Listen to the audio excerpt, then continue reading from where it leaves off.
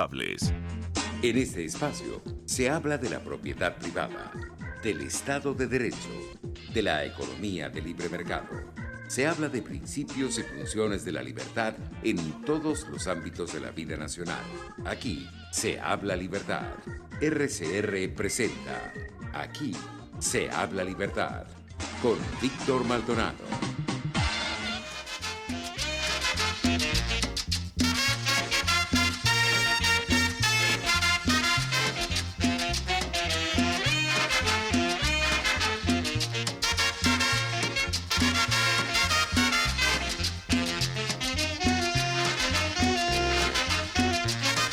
Domingo al atardecer vamos a casa de Fernando.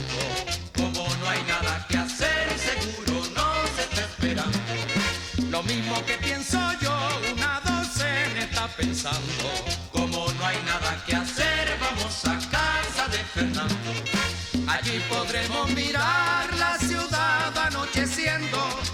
5 de mayo del año 2023, en el mejor momento del baile, con Cheo García y Lavillo Caracas Boy interpretando La Casa de Fernando. Don Julio Pinto nos llama al orden y nos dice que hay que comenzar el programa. Aquí se habla libertad del 5 de mayo del año 2023, día que los católicos celebramos a San Hilario de Arles, obispo.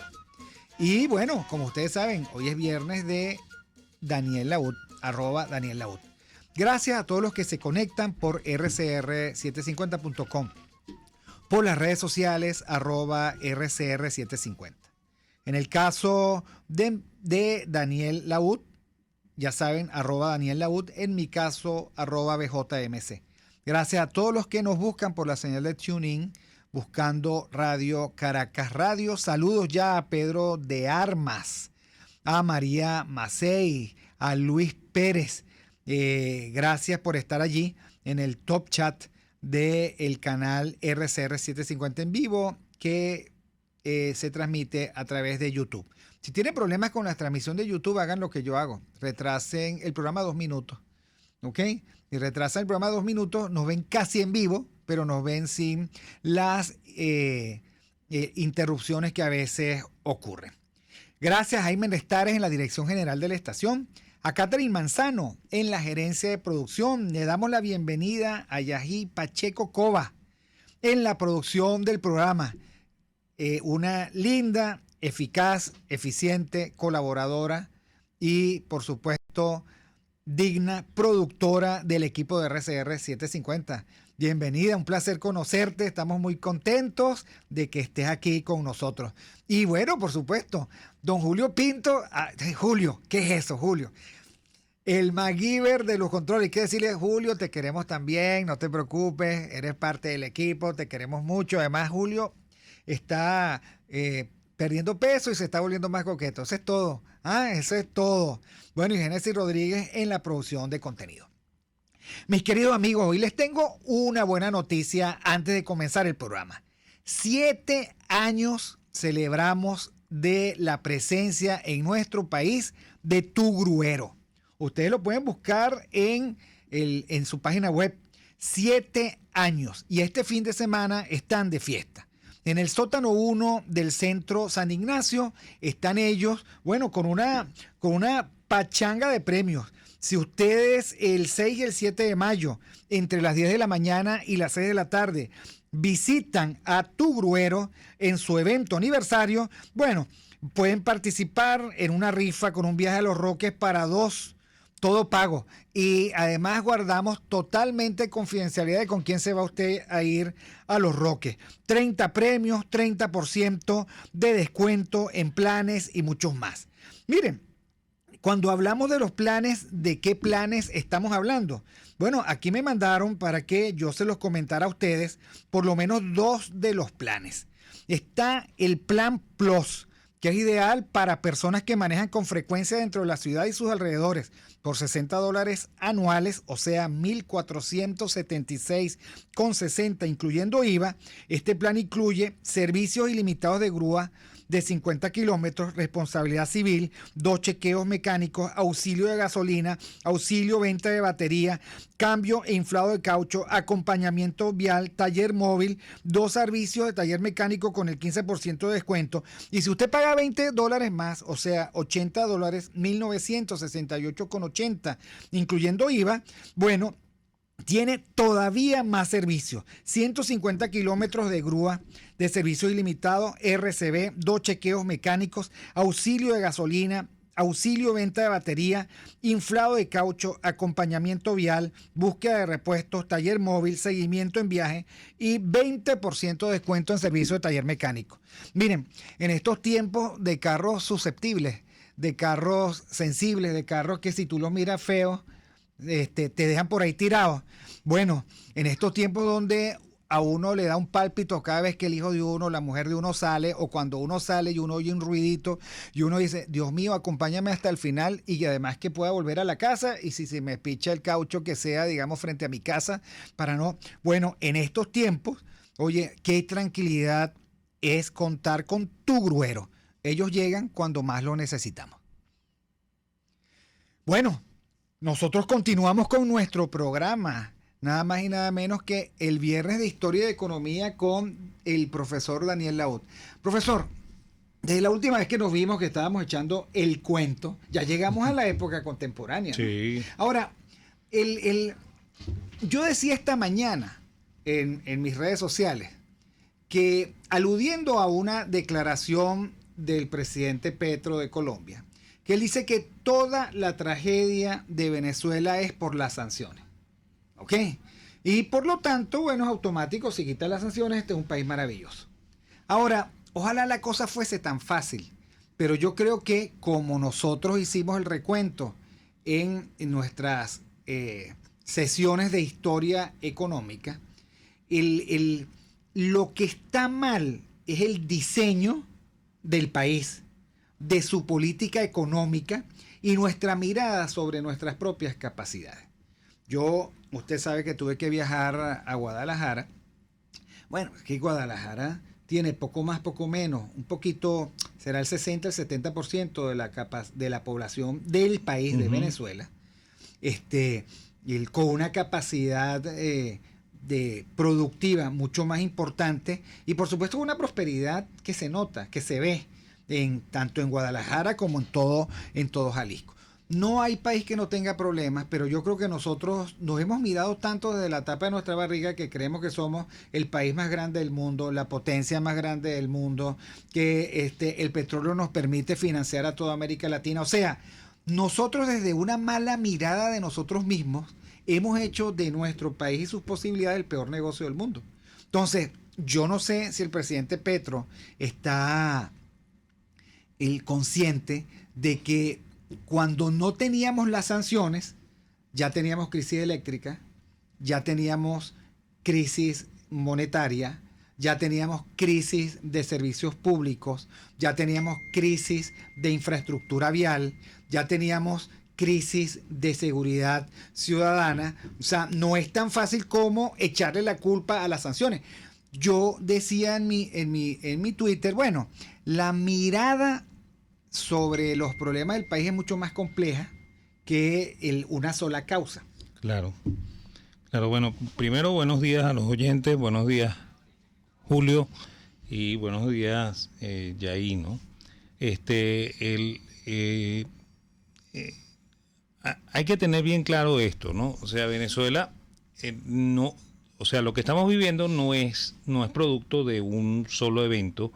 Y menos ese evento que llaman las sanciones, ¿no? Yo me imagino que la preocupación que guardan los políticos del gobierno y algunos políticos de la oposición que son bastante afectos al gobierno es que las sanciones complican la vida de ellos, ¿okay?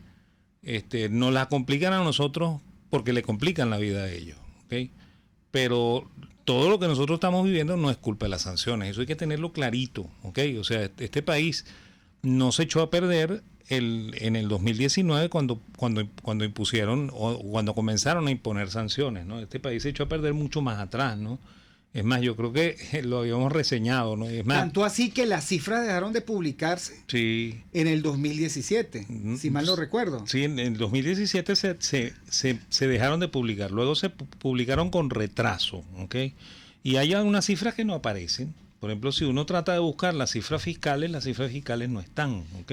Y ahora he oído también que el presupuesto ya pasó a la historia, pues No, nadie... no, es que el presupuesto no existe. O sea, fíjate, ahí pasó un evento bien curioso, ¿no? Cuando el tipo de cambio saltó de 5 a 25, ¿no? Pues no fue un salto inmediato, pero fueron varios meses en los cuales la gente estuvo muy angustiada porque estaba subiendo el tipo de cambio. Una exalumna mía de la central me llama por teléfono y me dice: mire, profesor, yo quiero que usted me diga hasta dónde va a llegar el dólar. Y digo: mira, eso no me lo vas a preguntar a mí, o sea, se lo puedes preguntar al ministro de Finanzas, de repente se lo puedes preguntar a Maduro, pero a mí no, ¿ok? ¿Por qué? Porque es que resulta que la gente cree que efectivamente existe una conspiración macabra en la cual unos especuladores se ponen a subir el tipo de cambio y nos echan a perder la vida a nosotros. Eso no es cierto, ¿ok?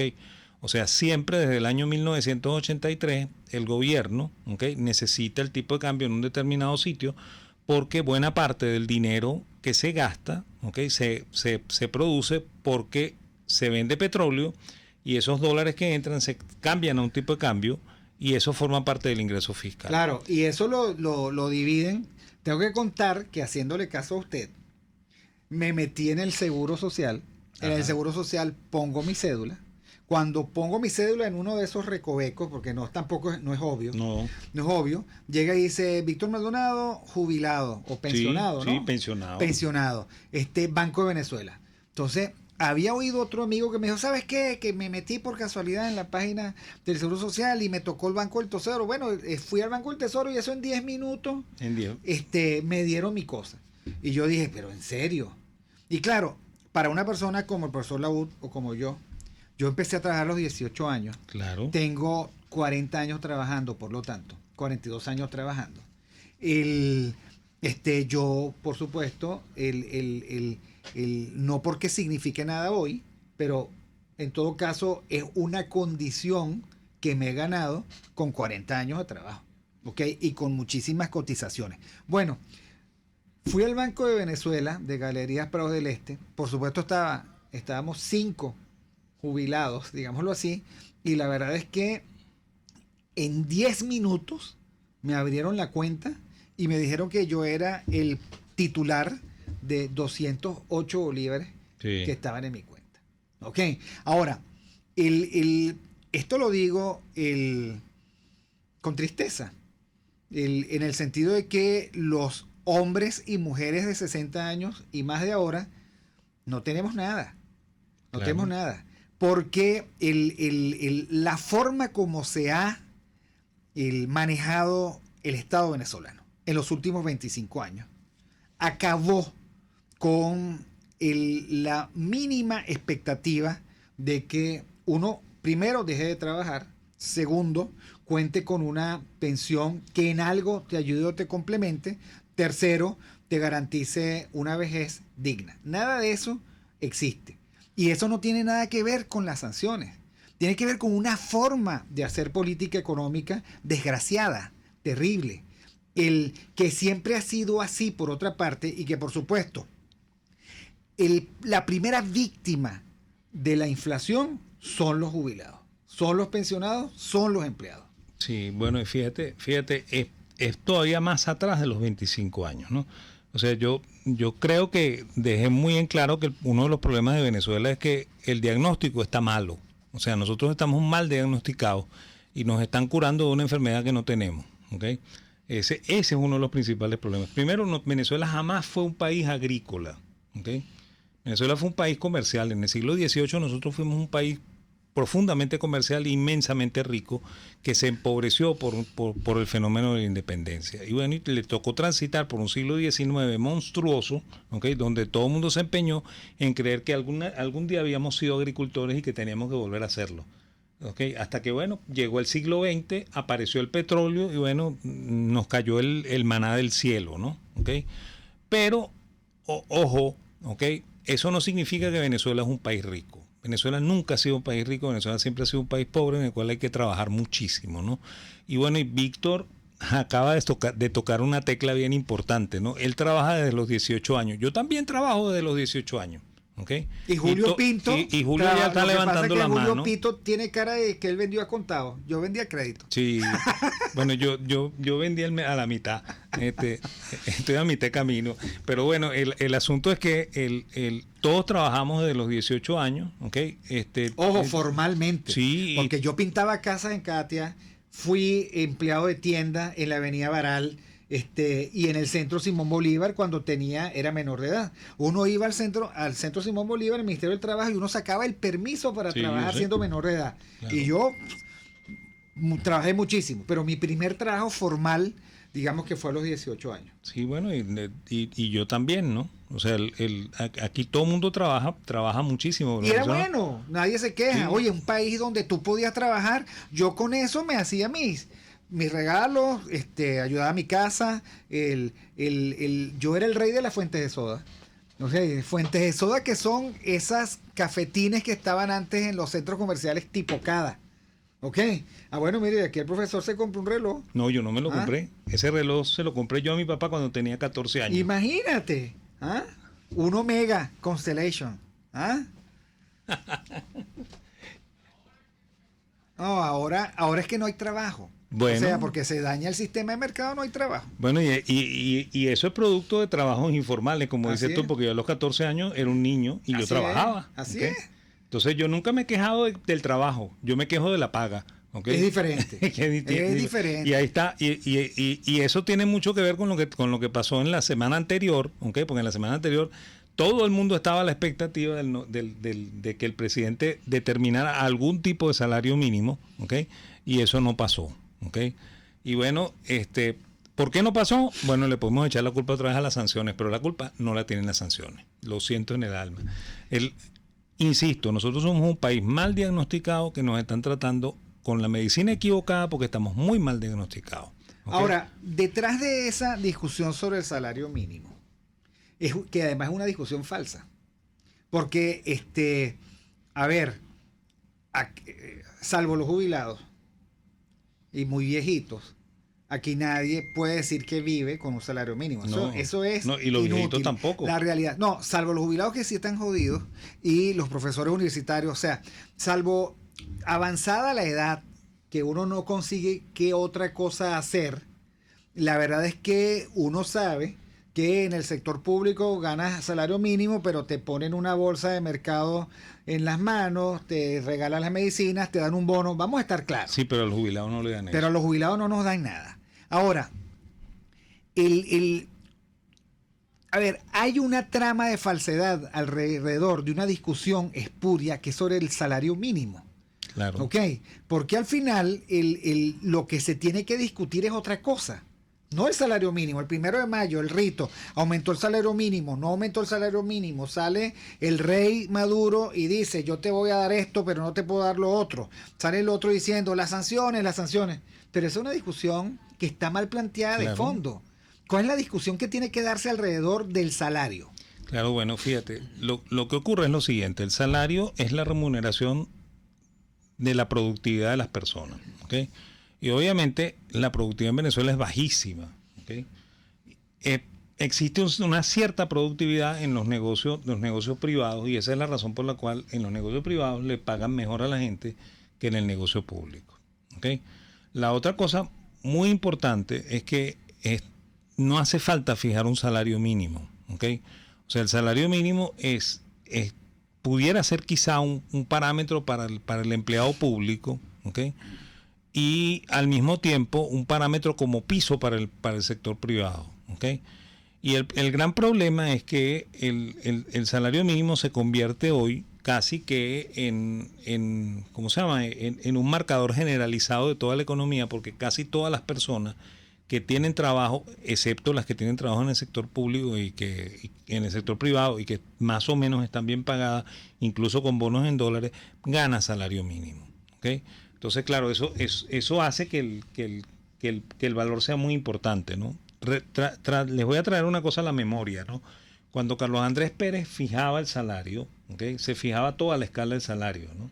Se decía, la gente que gana salario mínimo va a ganar tanto, ¿ok?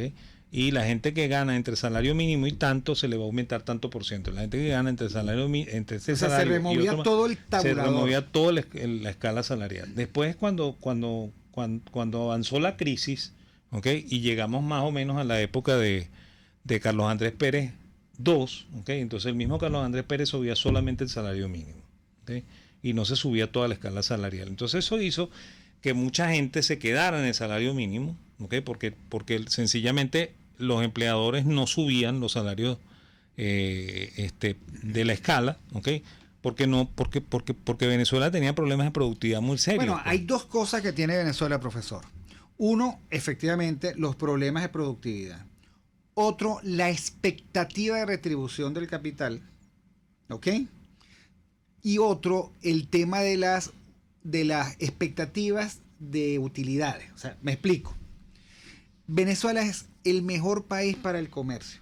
Sí. Porque tú le puedes sacar 8, 9, 15% de ganancia a la rotación de tu capital y lo puedes rotar muy rápido. Ahora, en otros países 2% y es un negociazo. Claro. Ok. Por eso, por ejemplo, la dinámica de crecimiento de un retail de medicinas, por ejemplo, Farmatodo, que es muy exitoso, aquí es terriblemente exitoso, y cuando Farmatodo ha tratado de replicar, por ejemplo, su experiencia en otros países, no fracasa. Ralentiza, ¿no? Bueno, no fracasa, sino que se da cuenta de que, no oye, es lo qué bueno dinámico. es Venezuela, qué difícil en otros países, Colombia, en Argentina no pudo, en fin. Ojo, Farmatodo es tremendo negocio y se mueve, por supuesto, dentro de las expectativas y reglas del juego de nuestra economía. Ahora, la vinculación de esas tres cosas, cuando se cae el nivel de las ganancias como expectativa, cuando tú te manejas además con un marcador de salario bajo, bueno, la cosa empieza a resquebrajarse, ¿no? Empieza a colocarse, digamos, la cosa más dura, tanto para la empresa también como para los trabajadores. Sí, bueno, fíjate que tú mismo lo estás ratificando, pues Venezuela tiene muchísimo potencial como país dedicado al comercio, ¿no? Porque ese de verdad es la vocación venezolana, ¿okay? El venezolano no es agricultor, el venezolano es comerciante. Así es. ¿Okay? Y antes contrabandistas, que también éramos comerciantes. Bueno, es que el contrabandista es un comerciante arriesgado. No, es un contrabandista informal. El contrabandista es un comerciante informal. Sí. ¿Por qué es informal? Porque las leyes no te permiten trabajar normalmente. Entonces tú violas la ley. Es que a mí me da mucha risa los sectores empresariales, profesor, que ahora andan buscando al informal perdido. Entonces hablaba el taller, la Cámara de Talleres Mecánicos. Oye, advertimos contra la informalidad, nosotros damos garantías, pero la verdad es que la economía cambió después de la pandemia. Claro, y la gente no puede pagar un taller formal. La gente no puede pagar un taller formal y además hay muy buenos mecánicos que decidieron trabajar por su cuenta porque ganan más. Claro. Esa es la verdad.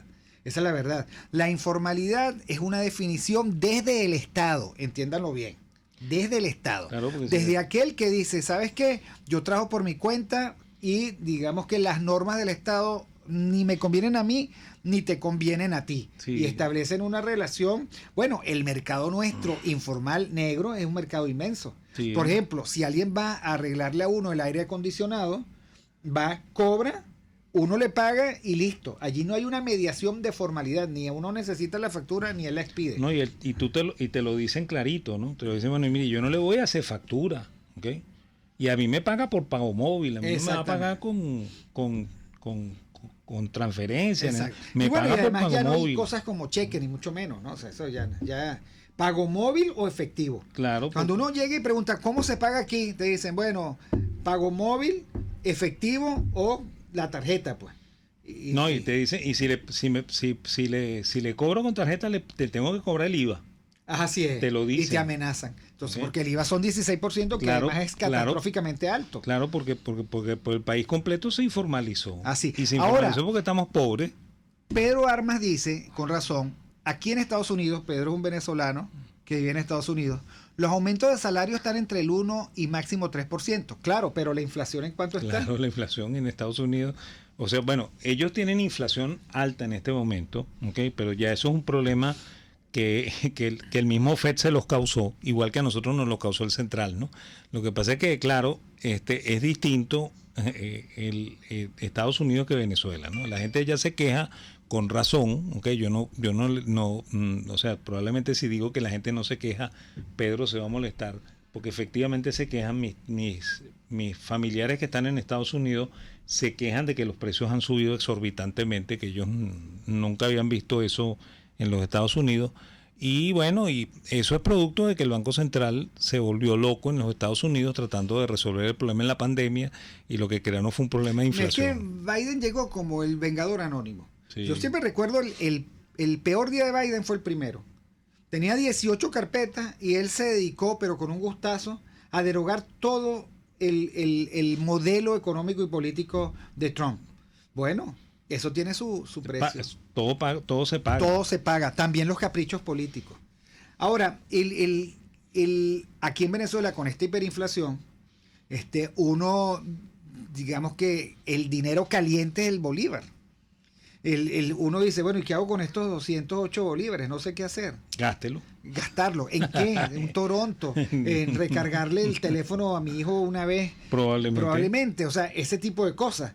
Ponerle gasolina al carro. Ponerle gasolina al carro, eso es poquísimo, ¿no? Yo sé, pero son bueno. 4 litros, pues. Uno le pone 4 litros al carro. No, 200 es más. 200 son ¿qué? No, sí tienes razón, 5 litros. 5 litros, 4 o 5 litros. 5 litros de gasolina. Y claro, la gente, por supuesto, ahorita vamos al corte, pero de la boca de Maduro salió una palabra que es rara, que es demagogia, que es populismo, que es indexado. Pero yo quiero que usted me explique qué significa eso y para dónde vamos con la indexación en esta economía. Pero antes del corte quiero recordarles a ustedes que Tu Gruero está celebrando 7 años. Y por eso este fin de semana están de fiesta en el sótano 1 del Centro San Ignacio. Hay rifas, hay descuentos en los servicios, hay por supuesto promociones, hay mucho más. Y yo los invito a que entre las 10 de la mañana y las 6 de la tarde de este 6 y 7 de mayo vayan al Centro San Ignacio. Si no tienen su póliza, compren su póliza, porque miren, en estos tiempos de carros susceptibles y sensibles, delicaditos ellos, y de la familia usando esos vehículos, qué tranquilidad cuando contamos con Tu Gruero. Ellos llegan cuando más lo necesitamos. Vamos al corte.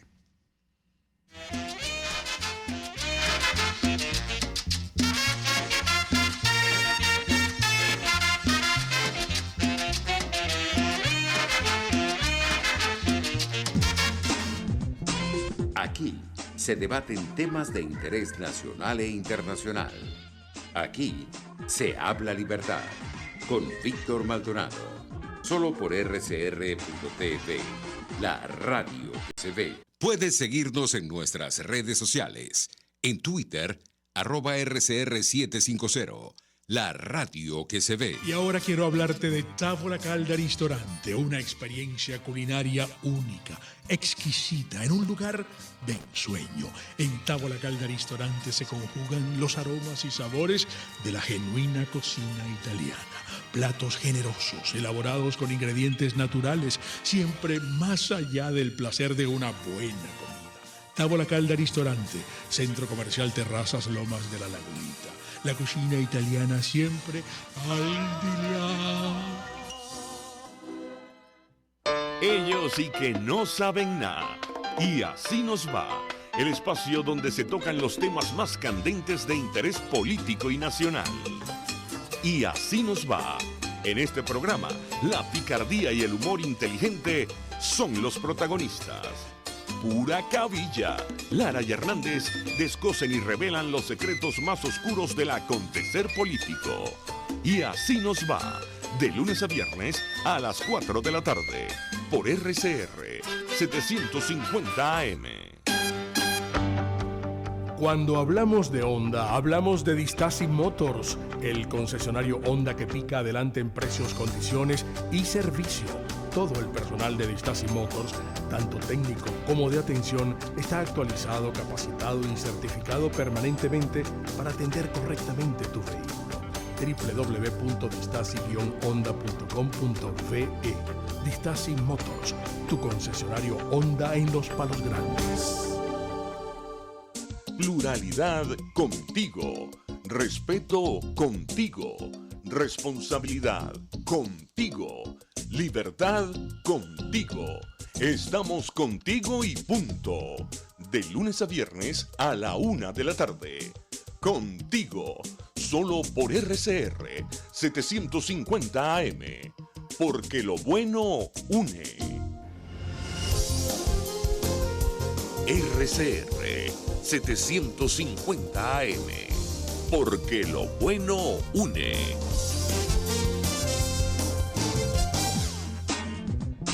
Ideas para alcanzar un país con libertad económica, democracia política y seguridad jurídica.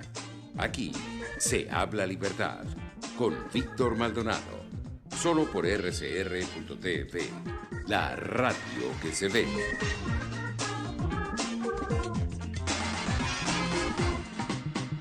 Bueno, continuamos con Aquí se habla libertad. Saludos a Juan Santos. En el mundo material todo se mueve con real, nada es gratis. En el mundo material para todo hay que pagar.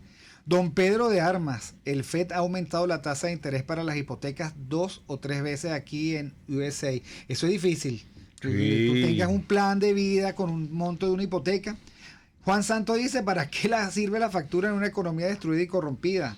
Bueno, dice Pedro de Armas, el profesor Lau tiene razón en lo de la inflación. Yo tengo aquí en USA desde 1997 y no había visto una inflación así. La inflación está mejorando, pero sigue alta. Isbelia Leones, eso es correcto, mi querido profe Daniel Laud, ha subido todo aquí en Estados Unidos. Lo vemos a diario, por decir algo, la gasolina. Bueno, ni qué decirles aquí. O sea, si ustedes se quejan de Estados Unidos, nosotros aquí estamos muertos de la risa. Ahí está, nada más y nada menos que Yaji muerta de la risa allí diciendo, bueno, imagínate tú que aquí suben de una semana para otra hasta el cartón de huevo, por decir algo. Ahora, los precios están indexados, obviamente. Además hay una locura porque esta es una economía sin largo plazo. Esta es la economía de la arbitrariedad. Entonces no hay comercio que pueda decir, mira, yo voy a espaciar mi inversión como se hace en un business plan a 7 años, a 7 meses, a 8 meses. Aquí lo único que tenemos seguro nosotros es el presente. Ahora, todo está indexado, pero indexado desde las expectativas que cada día están más nerviosas. Pero llega Nicolás Maduro y dice que esos bonos que dio también están indexados. Y Gustavo Eduardo Maíz Mundarain dice, ¿cómo puedo manejar presupuesto con inflación? Bueno, fíjense, la primera es que los bonos que está entregando el gobierno no están ningún indexado, ¿okay? Porque esos están en bolívares, ¿no?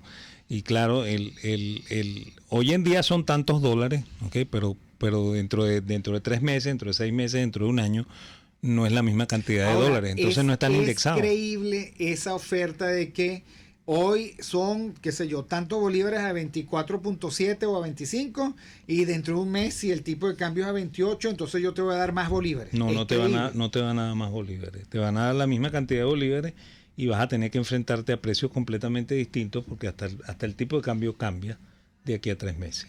¿Okay? Y el problema es que nosotros no terminamos de entender que el gobierno tiene un conflicto de intereses muy serios en esta situación, ¿no? Porque el gobierno es el mayor empleador a salario mínimo, ¿okay? Y si el gobierno le sube el salario mínimo a todos sus empleados, entonces el gobierno necesita un montón de dinero que no tiene, ¿okay? Por lo cual Venezuela entera está entrampada porque el gobierno está entrampado. ¿Okay? Eso nosotros lo habíamos comentado muchas veces en el programa. Es más, Víctor en la semana envió varios tweets diciendo eso, diciendo que precisamente cuando se habló del ajuste de salario y que fue un ajuste solamente de bonos y de ¿cómo se llama? Dice estatique. Él dice que el tamaño del gobierno nuestro es inmanejable y es totalmente cierto. Pues, o sea, Venezuela tiene un tamaño de gobierno que excede a su propio tamaño, ¿okay? O sea, nosotros no podemos seguir teniendo un Estado que nos cuesta 25 o 30% del Producto Interno Bruto. Eso no tiene ningún sentido, ¿okay? O sea, nosotros tenemos... Hay promedios de cuánto cuestan los estados, los promedios mundiales, de cuánto debería costar un estado. Fíjense, Estados Unidos, de lo cual se están quejando por allá, pesa el 18% del Producto Interno Bruto. Y esa es la primera potencia mundial, Sí. la primera potencia militar, la primera potencia global, y la que tiene que defenderse de un total de amenaza. No, y además una cosa, ¿no? Por ejemplo, si en Estados Unidos ellos aumentan el gasto militar, ¿ok? Lo que hacen es comprarle armas a los mismos productores norteamericanos. Entonces eso genera crecimiento económico. ¿Okay? Aquí el gobierno se le ocurre elevar el gasto militar y bueno, nosotros le ayudamos a los rusos, ayudamos a los chinos, ayudamos a todos los que producen armas, pero a los venezolanos no los ayuda. ¿Okay? Entonces volvemos otra vez sobre el mismo sitio, ¿no? Estamos entrampados porque nosotros mismos hemos armado una trampa falsa, ¿okay?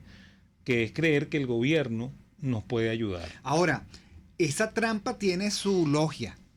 De la logia de los que quieren a PDVSA, la logia de los que quieren mantener CBG, la logia de los que creen que es estratégica las telecomunicaciones y no se puede ceder al sector privado, la logia de los que creen que la distribución de agua es un papel que no se puede delegar, la logia de las centrales azucareras. O sea, hay una circunstancia terrible en el caso de la ilustración venezolana, y es que todos quieren ser burócratas. Okay. Sí. Y para ser burócratas necesitan tener un estado grande donde ellos puedan ser burócratas. Claro. Entonces, yo me imagino más de uno soñando siendo presidente de la CBG o presidente de la Corporación Venezolana de Cemento o presidente de la Corporación Petrolera o presidente. Y sucede que nosotros no podemos subordinar el país a las ganas, a los deseos, a las expectativas, a los deseos de alguien. Igual que lo que siempre ha ocurrido. La gran discusión aquí sobre el Banco Central de Venezuela, discusión que ganamos los que planteamos la dolarización, estaba totalmente contaminada por los deseos de ser director del Banco Central de Venezuela. Claro. Me pareciera que, con todo respeto, no hay economista digno que no aspire y no termine en el Banco Central de Venezuela. Y sucede que el país está aplastado por ese conjunto de ambiciones. Bueno, mi primer trabajo como economista fue en el Banco Central. Pero no el último.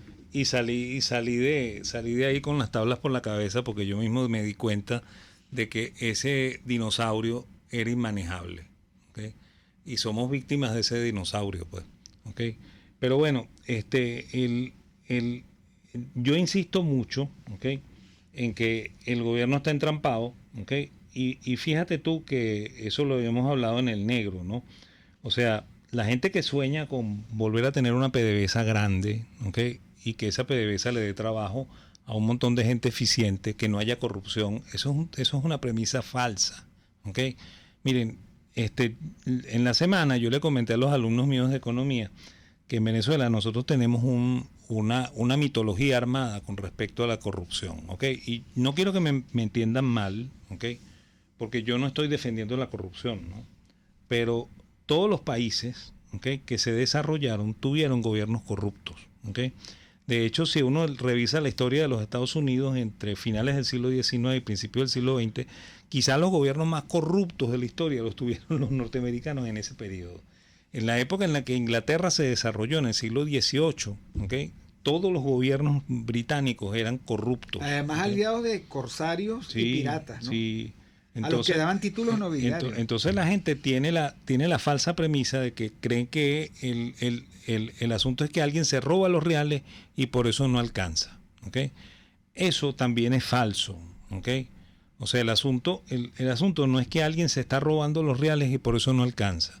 El asunto es que los reales no alcanzan porque los que están produciendo no saben producir. ¿Okay? Tan sencillo como eso, ¿no? Y fíjense una cosa, cuando se cayó la producción petrolera, ¿okay? Entre 2017 y 2020, ¿okay? Y se cayó a niveles aplastantes de 800.000 barriles mensuales, ¿okay? La única manera que encontraron para recuperarlo, porque se trajeron a los chinos, se trajeron a los rusos, se trajeron a los iraníes, todos estaban tratando de producir petróleo y nadie sabía producir petróleo. A los vietnamitas, a los cubanos que saben de todo, sí, de todo saben. Y nadie sabía producir petróleo. Y simplemente lo dejaron, no sabían producir petróleo y no entendían además las condiciones bárbaras de barbarie en las que tenían que operar. Claro. Por ejemplo, cuentan que alguna empresa de estas estaba en la faja petrolífera. Y sucede que, de una noche para otra, les quitaban los activos, se los robaban, los cables, las cosas, y no sé qué. Y los que debían resguardar eran los mismos que al día siguiente llegaban y se los vendían. Porque además había un monopolio de la procura de parte de la Fuerza Armada. Entonces, claro, así no hay quien gane. O sea, como la vieja serie esa española, no hay quien viva. Sí. No hay forma. Petrovietnam salió corriendo. Por supuesto, las grandes petroleras salieron corriendo. Aguantaron porque dijeron, esto es insostenible, en algún momento van a tener que pedir cacao. Pero bueno, se fueron. Volvió Chevron. Y Chevron ha demostrado, por otra parte, que en su pedacito, con tecnología, con talento, con capacidad, hace la diferencia rapidito. No, pero es que hay una diferencia fundamental, ¿no? Que es que nosotros tampoco lo entendemos, ¿no? Chevron, Shell y British Petroleum saben dónde tienen que meter los taladros para sacar petróleo. Así es. ¿Okay? Los chinos no lo saben, los rusos no lo saben, ellos no conocen este terreno. Así ¿okay? es. Entonces, estos carrizos explotaron petróleo en Venezuela durante casi 100 años, ¿okay? Y ellos saben dónde hay que poner el taladro. ¿Okay? Por eso la pérdida es mínima. ¿Okay? Además de eso, ellos saben cuáles son las condiciones nuestras, porque como sigo insistiendo, entre 1920 y 1974 esa gente produjo petróleo en Venezuela. ¿Okay? Es más, nosotros fuimos el segundo país productor de petróleo del mundo. ¿Okay? Eso fuimos nosotros, ¿okay? Por ellos. ¿Okay? Es más, cuando llegó PDVSA, poco a poco fuimos echando hacia atrás, ¿okay? Porque aquí la gente cree que PDVSA era una empresa rentable, una empresa eficiente, ¿okay? Sí era rentable, pero nunca fue una empresa eficiente, ¿okay? Y de hecho, cuando PDVSA intentó subir la producción petrolera en la época de Caldera 2, y los que se acuerdan de eso dirán que sí, y los que no van a tener que recordarse, ¿okay? La única manera de subir la producción petrolera fue traer a las transnacionales. ¿Por qué? Porque PDVSA era incapaz de elevar la producción petrolera. Se trajo a las transnacionales. ¿Y a quién se trajo? Se trajo a Chevron, se trajo a Shell, se trajo a British Petroleum. Es que son los que tienen la tecnología. Mi esposa trabajó en Shell aquí, en Recursos Humanos. Y una vez fue a Las Vegas y me contaba, además digamos en contacto con la gente que estaba allí, me contaba que la tecnología de Shell, con patente, para explotar hidrocarburos ultrapesados como los de la faja petrolífera del Orinoco, no pasaba de ser unas cajitas, ¿ok? Y de allí sacaban el crudo y los otros componentes y todos se usaban. Aquí lejísimos de eso, lejísimos. Claro. Entonces, claro, tú le metes tecnología, aumentas la productividad. Ahora, tú no le vas a pedir a Shell que sin condiciones de mercado, sin condiciones de seguridad jurídica, sin condiciones de marco de derecho, ellos vengan para acá a dejar su tecnología cuando la señal de este gobierno es que se fue Kellogg's y se quedó con la marca. ¿Ok? Se fue, cuando piratea todo. O sea, olvídense, estamos hablando de miles de millones de dólares en investigación. Sí, no es solamente eso, fíjate, cuando la gente hablaba mucha tontería acerca de la eficiencia de PDVSA, yo le mostraba a los alumnos en clase, ¿okay? Con cifras, así llevándole las cifras traídas de internet, ¿okay? Que por ejemplo PDVSA tenía en esa época la misma cantidad de empleados que tenía Shell en todo el planeta, ¿okay? O sea, ¿cómo tú puedes creer que una empresa que tiene la misma cantidad que tiene una transnacional en todo el planeta, ¿okay? Va a ser más eficiente que esa transnacional? Nunca. ¿Okay? Nunca. ¿Okay? Y bueno, y de hecho el negocio petrolero es un negocio intensivo en capital, no intensivo en mano de obra. ¿Okay? Entonces tú no puedes tener 100.000 empleados en una empresa petrolera que lo que produce son 800.000 barriles de petróleo diario. Pues eso es un absurdo de marca mayor. Y tampoco puedes, y ese fue el gran error del gobierno de Chávez, tú no puedes dedicar una empresa que está creada para el negocio petrolero a vender pollos. Claro. Luego, digamos que la falsa expectativa de que si eres bueno en algo, eres bueno en todo. Ok, entonces es algo así como que al mejor neurólogo tú le pides un consejo sobre el motor de tu carro. El neurólogo, respecto de lo mecánico, no sabe nada. Pregúntale precisamente sobre su especialidad. Entonces PDVSA, que era supuestamente buena para la explotación y producción y etcétera del petróleo, cuando la sacabas para el Seguro Social, arreglar el Seguro Social, no podía. Cuando la pusiste a hacer distribución de alimentos, no podía. No, se robaron PDVSA en el camino. Eso fue lo que pasó. Claro. Efectivamente, porque tú sacas a la organización de su misión y de su visión y la vuelves una partida de diletantes, tal vez con muchos certificados en términos de experticia petrolera, pero ningún certificado en ningún la otra resultado. actividad. Y bueno, eso lo provocó Chávez, por cierto, sin presión de las sanciones. Chávez quería acabar con el sistema de mercado, Chávez quería ir contra las grandes empresas productoras y distribuidoras de alimentos, Chávez hizo dumping con todas esas empresas porque vendía más barato, Chávez las quiso acabar y lo que terminó acabando fue A Venezuela. PDVSA y por supuesto terminó acabando a Venezuela. Ok, entonces, falsa promesa, eso de que los bonos son indexados. Claro. Olvídense ustedes de eso, no hay bonos indexados. Bueno, y por eso mismo que dices tú, por la destrucción que se ejecutó, no sé si planeada o no planeada, ¿ok? Yo me imagino que sí tenía algo de plan, pero además de eso lo ayudó la mano invisible. Resulta que no se puede levantar el país, ¿ok? Recreando lo que nosotros tuvimos antes, pues eso es imposible, ¿ok? Entonces, cuando un candidato presidencial le diga a ustedes que quiere sus votos porque él va a conseguir los créditos para restaurar para restaurar la producción petrolera y para restaurar toda la inversión que se hizo en Guayana y que Venezuela se puede manejar bien porque no va a tener corrupción, entiendan que todo lo que les están prometiendo es mentira. Además, la corrupción es una oportunidad. O sea, Sí. la corrupción tiene más que ver con la oportunidad de la corrupción que con la integridad de las personas. Por supuesto, personas íntegras no se corrompen, pero estamos hablando de una organización completa. Organización que hay que tirar a pérdida porque está tan corrompida que no hay forma de recuperarla. No hay forma. Pero además, ¿cómo es posible que alguien prometa recuperar PDVSA cuando tiene en simultáneo como gobernante que resolver la suerte y el destino de 3 millones de niños venezolanos que no tienen escuela y que no pueden ir a la escuela?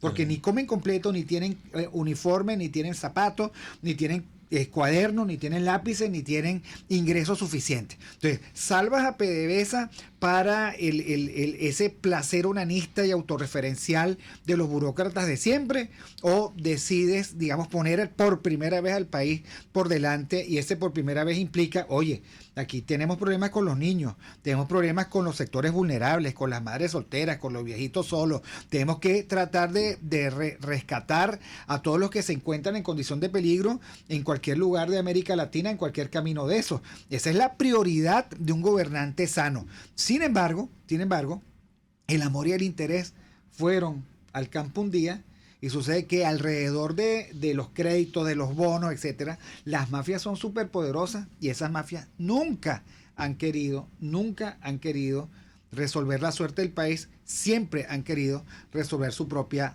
suerte. Dice Jesús Fernández, el profesor Laud propone dejar a PDVSA como fue la CBP, un organismo contralor de las transnacionales y eliminar sus competencias operativas. Pero eso no lo aceptaría la clase política. Claro, no lo acepta la clase política porque la clase política quiere una PDVSA que le sirva para obtener negocios y para dar puestos políticos, ¿okay? que fue lo que nosotros tuvimos. O sea, eso no tiene ningún sentido. O sea, usted quiere acabar con la corrupción, privatícelo todo, ¿okay? Esa es una buena manera de acabar con la corrupción, pues. Así es. Yo prefiero un futuro en el que se me garantice que empresas petroleras dueñas y poseedoras de tecnología y de capital y de capacidad de riesgo vengan a Venezuela y nosotros cobramos regalías, ¿ok? Ojo, regalías no con el ojo del avaro, ¿no? Porque además hay algunos, que también lo hizo Chávez, que subió tanto las regalías que el mejor negocio del mundo, que era el petróleo, dejó de ser un buen negocio. Claro. Eso tampoco tiene sentido.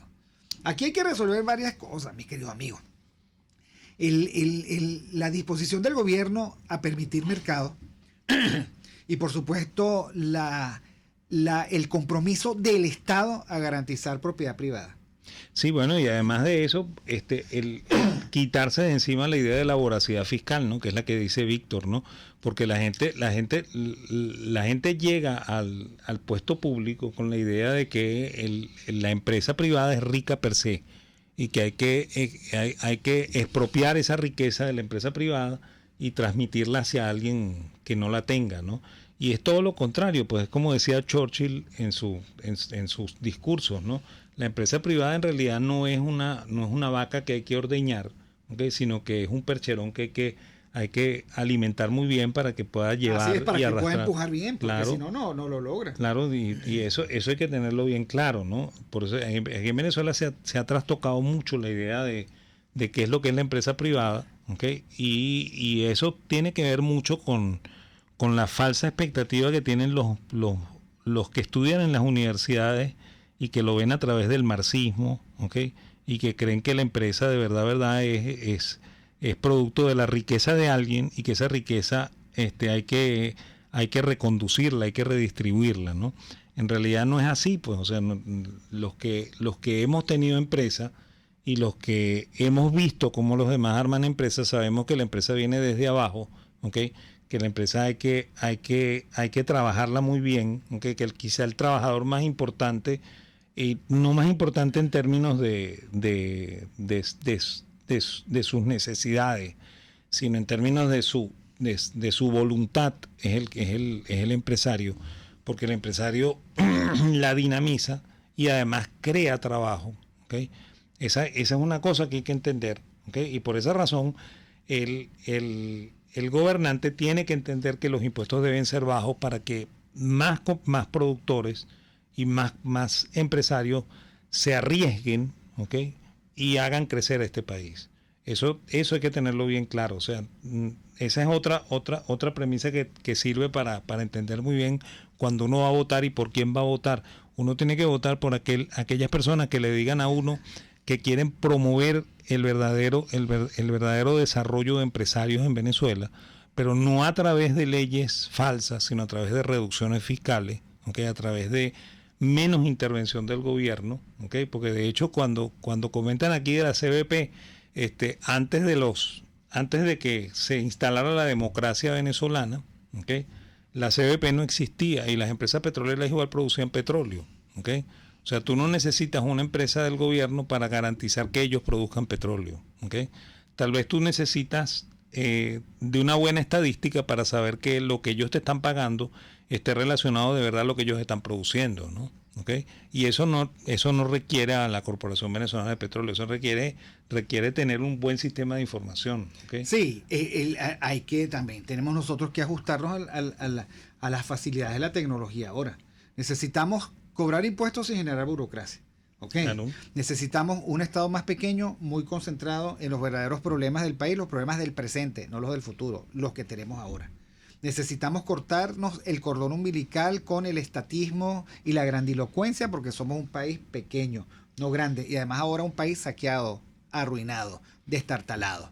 Nosotros, en medio de una alucinación de grandeza, hicimos una distribución geoterritorial que a lo mejor ya ahora no tiene sentido. 330 municipios. ¿Cómo hacemos para financiar eso? Municipios además en Caracas, yo lo viví desde la Cámara de Caracas, que costaba hacer una mancomunidad de nada. ¿Ok? Cada municipio quiere tener lo suyo porque finalmente son pequeños caudilletes. Sí. Caracas es una sola. Picada, mal picada entre el Distrito Capital, el municipio Libertador, que es inmenso, y después entonces la otra parte de la torta, Chacao, Baruta, El Hatillo y Sucre, que es otra porción muy grande, y sucede que entonces nunca hemos tenido alcaldes que puedan hacer una mancomunidad, por eso entonces es muy costoso, y el único denominador común, la gente finalmente tiene mucha suspicacia porque cómo, quién y de qué manera y cuáles son las ganancias de los que recogen la basura.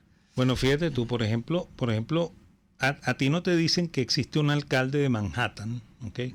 Y un alcalde de Brooklyn, ¿okay? Sino que existe un alcalde de Nueva York. Así es. Y entonces Nueva York necesita un alcalde. ¿Cuál es el tamaño de Nueva York? ¿Y cuál es la población de Nueva York? Probablemente la población de Nueva York es mucho más grande que la población de Caracas. Así es. Y probablemente el tamaño de Nueva York es mucho más grande que el tamaño de Caracas, por lo cual es absurdo tener 5 alcaldes en un territorio como el caraqueño, ¿okay? que quintuplican burocracia, ¿okay? Y que nos cuestan demasiado, ¿okay? O sea, sin darnos nada, porque si estuviéramos aquí... Ayer yo pasaba con un amigo mío, que tuve que ir hasta Katia a buscar un certificado de confirmación de mi sobrino. Ajá. Nosotros somos de Katia, pasé, digamos, por donde yo nací y viví 27 años. la parroquia Santa Teresita Niño Jesús, que queda en la avenida del Parque del cuartel, pues y entonces el tema era que de regreso pasamos por lo que era el cuartel de bomberos de Caracas. Y caímos en cuenta de que Caracas es una ciudad de 4 millones de habitantes, no tiene un cuerpo de bomberos, de la necesidad que tiene la ciudad. Eso no tiene sentido. ¿Por qué? Porque uno no puede vivir cruzando los dedos, ¿no? Que no haya ningún incendio, deja la pava. No. O sea, necesitamos invertir en lo que es. Claro, en lo que de verdad hace falta. Y dejar de pensarnos, digamos, con otras cualidades y otras capacidades. No tiene ningún sentido. Claro, bueno, por eso que yo arranqué esto diciendo que nosotros tenemos un mal diagnóstico y nos están aplicando remedio para un diagnóstico que no es nuestra enfermedad, pues. Entonces hay que repensarse, pues hay que volver a decir, miren señores, vamos a pensar bien esto, pues, o sea, nosotros somos un país pobre, nunca hemos sido agricultores, fuimos unos buenos petroleros cuando teníamos transnacionales, entonces, cónchale, hay que regresar a los sitios donde estábamos bien, ¿no? Y ojo con esto, ¿no? Venezuela le alcanzaron los reales, ¿ok? Cuando su gobierno era pequeño, ¿ok? Y cuando el Banco Central no hacía política monetaria. O sea, cuando nuestro Banco Central funcionaba como si fuese una caja de conversión, que fue entre 1940 y 1974, ¿ok? Este país fue viable. Cuando el Banco Central empezó a hacer política monetaria como el FED, este país dejó de ser viable, ¿ok? Cuando Carlos Andrés Pérez en el 76 se le ocurrió que nosotros íbamos a ser dueños del negocio petrolero, este país fue inviable, ¿ok? Entonces hay que entender nuestros errores, ¿ok? Y tenemos que volver a la historia. A uno, por ejemplo, gracias al profesor Labud lo ha entendido un poco más, pero uno no entiende el siglo XIX, porque como a uno se lo cuentan le dio a Borondongo, sí, Borondongo le dio a Bernabé, como Bernabé, la canción esa. Como la canción. Pero sucede que mientras estaba ese lío allá de generales, habían empresarios que vendían café, vendían cacao, traían carros, montaban tendidos eléctricos, etcétera.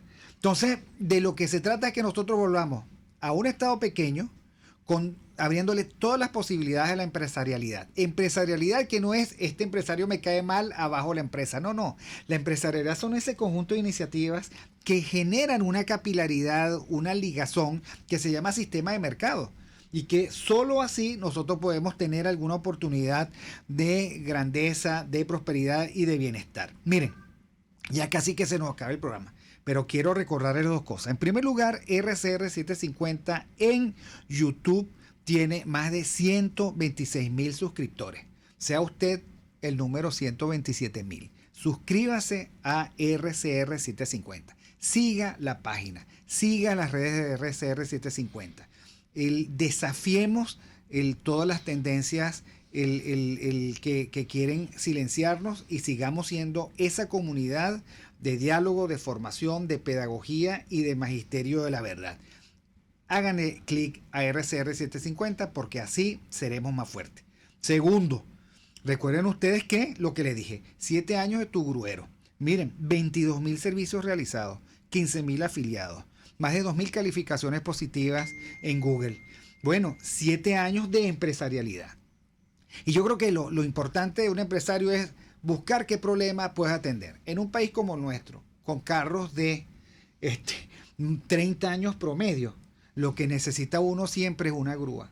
¿Ok? Un servicio, alguien que te ataje una dificultad. Nuestras mujeres, tan bellas todas, se les despicha un caucho. Horrible cambiar un caucho, horrible cambiar un caucho. Llega Tu Gruero y te cambia el caucho, te coloca la batería, te recarga el vehículo. Bueno, en este fin de semana están de fiesta en el sótano 1 del Centro San Ignacio. Vayan y conozcan esta empresarialidad.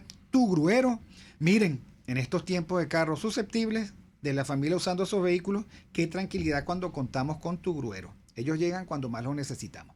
Y bueno, este programa se terminó gracias al profesor Daniel Labud en un viernes magistral, como todos los viernes de que tenemos la oportunidad de contar con el profesor Daniel Labud, economista, doctor en historia, miembro del Consejo Universitario de la Universidad Católica Andrés Bello, miembro de su centro de investigaciones, un lujazo gratis. Y ustedes saben por qué es gratis, porque están aquí en RCR 750 y porque además él nos concede su tiempo. Gracias a Jaime Nestares en la dirección general de la estación. a Catherine Manzano en la gerencia de producción, Yair Pacheco Cova en la producción del programa, una sonrisa bellísima. Don Julio Pinto, hay que decirle también que sonríe muy lindo, Julio, que bello estás en los controles. José Gregorio González agarrando el relevo y Génesis Rodríguez en la producción de contenido. Nos vemos el próximo lunes. Saludos a todos, gracias por estar. Domingo al atardecer vamos a casa de Fernando.